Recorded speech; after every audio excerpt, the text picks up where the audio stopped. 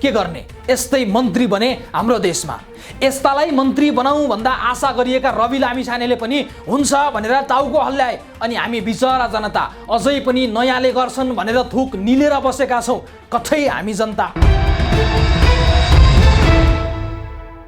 नमस्कार, अर्थ सरोकार ट्रेन्डिङमा स्वागत छ। म सुदर्शन श्रेष्ठ। दर्शकवृन्द, केही समय अगाडि राष्ट्रिय प्रजातन्त्र पार्टी राप्रपाका अध्यक्ष राजेन्द्र लिङ्गदेनले भ्रष्टाचार गर्नु आमाको रगत खानु सरह हो भनेर बताएका थिए। हामी भ्रष्टाचार गर्नुलाई आमाको रगत खानु सरह मानेर काम गर्छौँ। हामी देशलाई नयाँ दिशा दिने योजनाका साथ आएका छौँ। उनले बोलेको यही शब्दले उनलाई चुनावमा धेरैले पत्याए। संसदमा शपथ लिँदा पनि राप्रपा भ्रष्टाचार विरुद्धको हिमायती आफै हो जसरी प्रस्तुत भयो। तर यिनै नेता जब सत्तामा पुगे के गर्नेलाई भन्दा देख्नेलाई लाज भने जसरी भ्रष्टाचारको पर्याय बनेका व्यक्तिलाई उनले मन्त्री बनाइदिए। भ्रष्टाचार गर्नु भनेको आमाको रगत खानु सरह हो भनेको व्यक्तिको पार्टीले यस्ता व्यक्तिलाई मन्त्री बनाइदियो जो विरुद्ध भ्रष्टाचारका अनेक बात छन्, जसले बनाएका सडकहरू नबन्दै बिग्रिएका छन्, भत्किएका छन्, उसैलाई शहरी विकासको जिम्मा लगाइएको छ। लिङ्गदेनकै भाषा सापट्टि लिएर भन्दा आफ्नै आमाको रगत खान च्याम्पियनहरूलाई मन्त्री बनाइएको छ यति बेला। अनि ठेकेदारलाई शहरी विकास मन्त्री बनाइदा पनि कतै हामी जनताले उनले थप भ्रष्टाचार गर्दैनन् भनेर पत्याइदिनु परेको छ।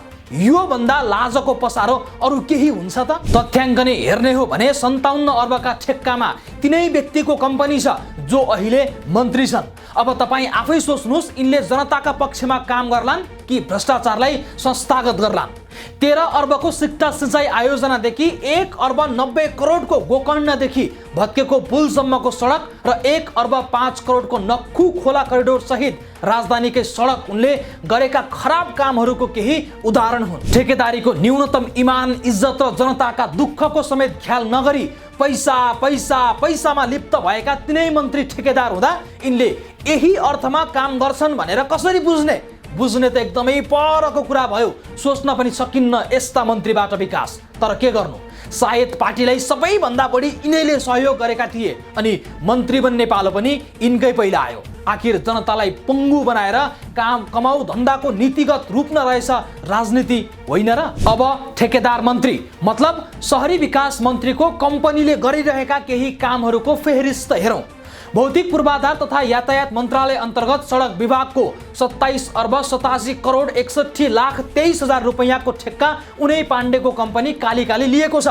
ऊर्जा मन्त्रालय अन्तर्गत तनहुँ जलविद्युत आयोजनामा 21 अर्ब 66 करोड र सर्वोच्च अदालतको भवन निर्माणमा 5 अर्ब 87 करोडको ठेक्कामा पनि सोही कम्पनीको हात छ। अरू त अरू, पाण्डे आफै मन्त्री बनेको शहरी विकास मन्त्रालयका मात्रै करिब 3 अर्ब रुपैयाँ भन्दा बढीका ठेक्कामा कालिका कन्स्ट्रक्सनको संलग्नता छ। भौतिक पूर्वाधार तथा यातायात मन्त्रालयपछि उनकै मन्त्रालय सबैभन्दा बढी ठेक्का दिने कम्पनी पर्छ। अब ठेक्का दिने पनि आफै, लिने पनि आफै। क्या गजबसँग आमाको रगत चुस्ने काम भइरहेको छ है राजेन्द्र लिङ्गदेनज्यू। मन्त्रालय अन्तर्गत बागमती सुधार आयोजना अन्तर्गत बागमती सौन्दर्यकरणको ठेक्का, गोकर्ण ब्यारेजदेखि सिनामङ्गल भत्केको पुलसम्म सौन्दर्यकरण गर्ने ठेक्का, शहरी विकास मन्त्रालयकै नक्खु खोला करिडोरको ठेक्का लगायतका अरबौं ठेक्का मन्त्री पाण्डेकै कम्पनीले गरिरहेको छ। र राजेन्द्र लिङ्गदेनको भाषामा भन्दा पाण्डेको कम्पनीले दिनरात नेपाल आमाको रगत चुस्ने काम गरिरहेको छ। सबैलाई थाहा छ, ठेकेदारी पेसामा त्यसमाथि पनि ठुला आयोजनामा घुस नखुवाई काम हुँदैन। राजेन्द्र लिङ्गदेनको भाषामा भन्दा मन्त्री पाण्डेले हात हालेका ठुला ठुला ठेक्कामा आमाको रगत नचुसी काम हुँदैन। अनि इमान, इज्जत, धर्म, संस्कृति सबै खोलामा बग्ने गरी एउटा विवादित ठेकेदारलाई राप्रपाले मन्त्री बनाइदिएको छ। यसले उसको राजनीतिक बेइमानी त छताछुल्ल भएको छ नै, अर्को पटक पनि चुनाव आउँछ भन्ने तथ्य पनि उनीहरूले बिर्से झैँ लाग्छ। हुन त ठेकेदार आफै मन्त्री, भुक्तानी दिने मन्त्रालय पनि आफ्नै, काम गर्ने कम्पनी पनि आफ्नै, अनि त घुस त जति खाए पनि भो, जति खुवाए पनि भो। धेरैको जिज्ञासा हुन सक्छ, पाण्डे कस्ता ठेकेदार थिए वा हुन्? दर्शकको जानकारीका लागि मन्त्री विक्रम पाण्डे नामुद ठेकेदार हुन् जसले अरबौं होइन खरबौंको कारोबार गर्छन्। अहिले पनि उनको कम्पनीले गरिरहेको ठेक्काका विषयमा सुन्नुभयो भने तपाईँ एकछिन जिल्ल पर्नुहुन्छ। हेरौँ त पाण्डेको कम्पनीले अहिलेसम्म काम गरिरहेका ठेक्का पट्टाका अवस्था कस्तो छ? तनहुँ जलविद्युत आयोजना 140 मेगावाटको प्याकेज, सोङदा कर्पोरेसन कालिका जेभी रकम 21 अर्ब 66 करोड, सर्वोच्च अदालत भवन निर्माण बिनापुरी कालिका समानान्तर जेभी रकम 5 अर्ब 87 करोड, गोकर्ण ब्यारेजदेखि सिनामङ्गल भत्केको पुलसम्म करिडोर निर्माण कालिका रेनकिन लामा जेभी रकम 1 अर्ब 90 करोड, नक्खु खोला करिडोर निर्माण कालिका टुन्दी कुमार जेभी रकम 1 अर्ब 5 करोड, 4 आली केचना सडक स्तरोन्नति कालिका कन्काई याङथुङहाङ जेभी रकम 41 करोड 65 लाख, रतुवा केसल्या सडक स्तरोन्नति कालिका मैनाचुली वेदांशी जेभी रकम 89 करोड 56 लाख, गल्छी बेत्रावती मैलुङ स्याफुर्वेसी सडक खण्डमा पुल निर्माण कालिका टुन्दी हिमदुङ एन ठोकर जेभी रकम 57 करोड 95 लाख, तामाकोशी पुल मुगिटा रामेछाप कालिका कल्प वृक्ष जेभी रकम 28 करोड 83 लाख,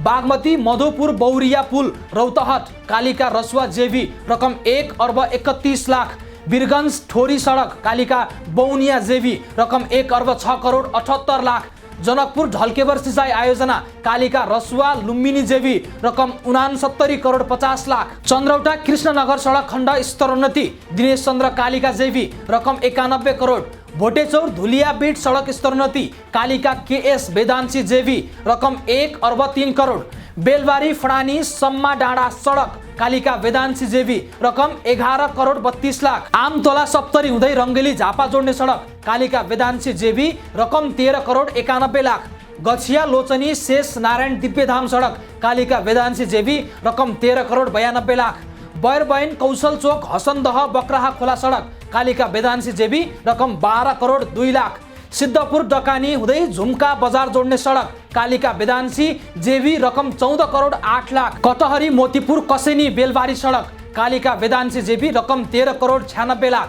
तुलसीपुर पुरनधाना बोटेचौर सडक कालिका प्यासिफिक जेभी रकम 44 करोड 51 लाख, कर्णाली अतरिया सडक मर्मत कालिका जोशी जेभी रकम 17 करोड 96 लाख, मदन भण्डारी राजमार्ग अन्तर्गत सिन्धुली बजार हेटौडा सडक दिनेश चन्द्र कालिका रकम 7 अर्ब 10 करोड 24 लाख, लम्की खगरौला सडक स्तरोन्नति कालिका कुमार जेभी रकम 40 करोड 19 लाख, रघुघाट पुल बेनी जोमसोम कोरला सडक कालिका गजुरमुखी जेभी रकम 6 करोड 25 लाख, मध्य पहाडी राजमार्गको बसन्तपुर मैलुङ सडक स्तरोन्नति कालिका भीमेश्वर जेभी रकम 60 करोड 46 लाख, बाहुनपेटी दोलालघाट चौरी खोला सडक सुधार कालिका प्यासिफिक जेभी रकम 43 करोड 38 लाख, मदन भण्डारी राजमार्ग अन्तर्गत इलाम खण्डमा पुल निर्माण कालिका शर्मा रसुवा जेभी रकम 50 करोड 27 लाख। अब ढुक्क भइ हुन्छ, सानो ठेक्कामा सानो घुस, ठुलो ठेक्कामा ठुलो घुस, तर घुस नखुवाई यो ठेकेदारी हुन गाह्रो छ र मन्त्री पाण्डे त अझ मन्त्री बनेका छन्, त्यो पनि सबैभन्दा बढी ठेकेदारलाई पोस्ने मन्त्रालय मध्येको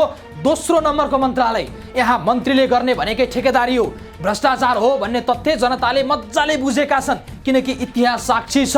पाण्डे निकै विवादित छविका व्यक्ति हुन्, विवादित ठेकेदार हुन्, विवादका पर्याय हुन्। यसअघि भूमि सुधार तथा व्यवस्थापन मन्त्री तथा ठेकेदार विक्रम पाण्डेले निर्माण सामग्रीमा घोटाला गरेर गुणस्तरहीन सामग्री प्रयोग गरेको भन्दै केस अघि बढेको थियो। उनले वीरगञ्ज उपमहानगरपालिकाभित्र ढल निकास सुधार आयोजनाका काममा कम गुणस्तरको सामान प्रयोग गरेको भन्दै यसको छानबिन गर्न राष्ट्रिय सतर्कता केन्द्रले उनी विरुद्ध छानबिन समिति नै गठन गरेको थियो। कालिका कन्स्ट्रक्सन प्राली उनै मन्त्री पाण्डेको कम्पनी हो, जो देशभरिका ठेक्का यसै गरी जोइन्ट भेन्चरमा पार्छन्, अर्को कम्पनीलाई काम लगाएर आफू कमिसन खान्छन्। मन्त्री विशेष गरी राजेन्द्र लिङ्गदेनकै भाषा बोल्ने हो भने देशभरका ठेक्कामा मन्त्री पाण्डे नेपाल आमाको रगत चुसिरहेका हुन्छन्। मन्त्री पाण्डे ठेक्का लिँदा मात्र घोटाला गर्दैनथे, गुणस्तरमा पनि घोटाला गर्थे। उनी विरुद्ध ढल निर्माणका लागि तोकिएको गुणस्तर कायम नगरेर गुणस्तरहीन निर्माण सामग्रीको प्रयोग गरेको भन्दै केस परेको थियो र प्रधानमन्त्री कार्यालयले उनी विरुद्ध छानबिन समेत थालेको थियो। डिजाइन नै परिवर्तन गरेर काम गरेर भ्रष्टाचार गर्ने, भनेको बेलामा काम नसक्ने, सके पनि कमसल सक्ने विशेषता भएका पाण्डे अहिले मन्त्री छन्। अब यिनी दुधले नुहाएर बस्छन् भन्ने कसैले सोच्दो हो त? के गर्ने? यस्तै मन्त्री बने हाम्रो देशमा। यस्तालाई मन्त्री बनाऊ भन्दा आशा गरिएका रवि लामिछानेले पनि हुन्छ भनेर टाउको हल्लाए, अनि हामी बिचरा जनता अझै पनि नयाँले गर्छन् भनेर थुक निलेर बसेका छौँ। कठै हामी जनता। र आजका लागि अर्थ सरोकार ट्रेन्डिङ यति नै। अर्को अङ्कमा अर्को विषयको चिरफार लिएर उपस्थित हुने नै छौँ। त्यतिन्जेलसम्मका लागि भने हामी सबैलाई बिदा दिनुहोस्। नमस्ते।